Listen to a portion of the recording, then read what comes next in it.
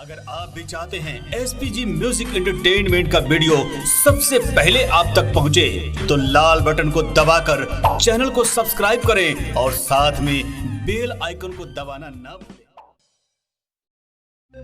जी हाँ, अगर गिरत होके पेशाब से धातु चाहे गुप्त रोगी से कोनो भी समस्या होके तो मिले के ना भूलो हमार बैग दिलीप जी से।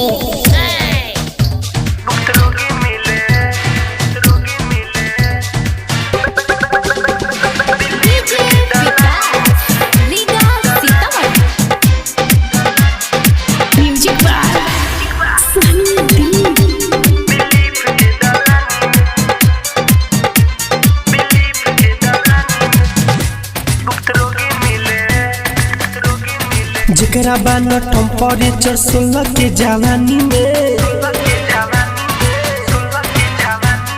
दिक्कत होखत हो गए जे प्यार के बुरानी में।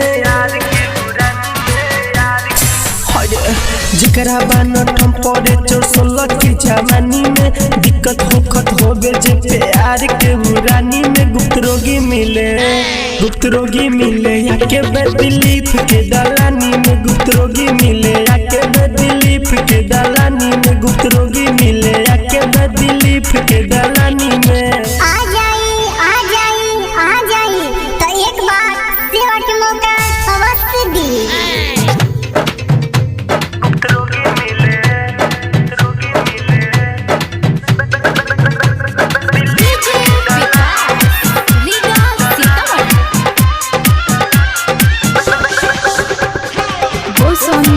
Recording studio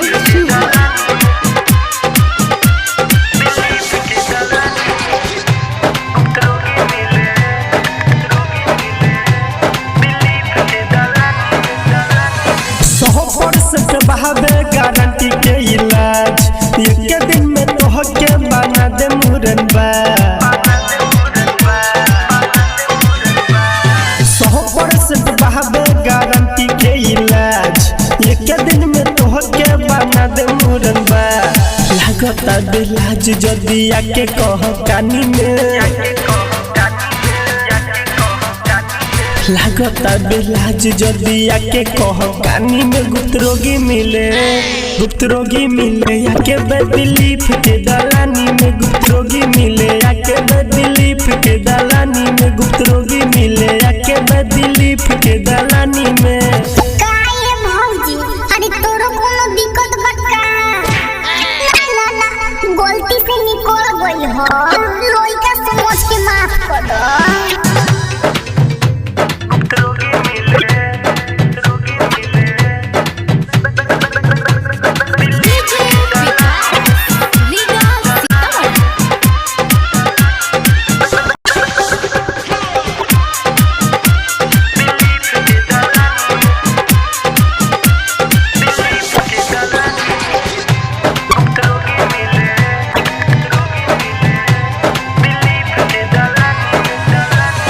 कितना लोग इनके कोई दिल बानी ठीक सेहबा के मौका दे राइटर दिले।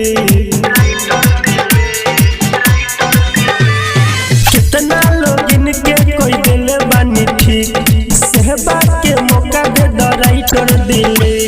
धर्मेंद्र उमा शंकर अब रहे ना परेशानी में राजू राज सोहनी दिलीप रहे न परेशानी में गुप्त रोगी मिले याके दिलीप के दलानी में गुप्त रोगी मिले याके दिलीप के दलानी में गुप्त रोगी मिले याके दिलीप के दलानी में। Oswami Digital Recording Studio, Shivhar।